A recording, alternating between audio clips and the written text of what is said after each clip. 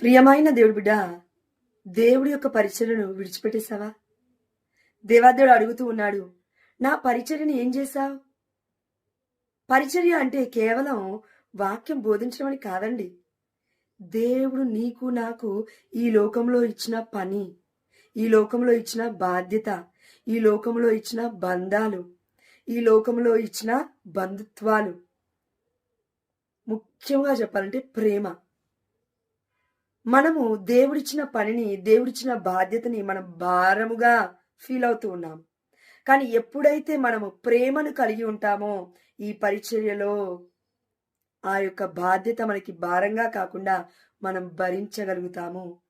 మన తండ్రి, మన మెస్సయ్య మనం పుట్టక ముందే మన పాపానికి ప్రాయశ్చిత్తముగా తన రక్తాన్ని క్రయధనముగా మనల్ని విమోచించున్నాడు కదా. అదేవిధంగా నా జీవితంలో, మన కుటుంబంలోకి, మన జీవితంలోకి ఎంతమంది వస్తున్నప్పటికీ మనం వారిని క్షమిస్తూ ప్రేమించగలగాలి. ఇదే పరిచర్య అంటే.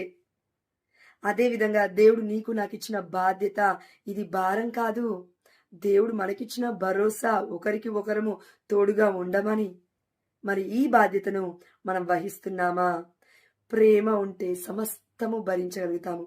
కానీ ఆ ప్రేమ ఈ లోక ప్రేమ, ఈ వ్యామోహ ప్రేమ, ఈ యొక్క లస్ట్ఫుల్ ప్రేమ కాదండి. దేవుడిచ్చిన క్రీస్తు ప్రేమ. ఈ ప్రేమ సమస్తాన్ని సహిస్తుంది, సమస్తాన్ని భరిస్తుంది, సమస్తాన్ని సాధ్యపరుస్తుంది.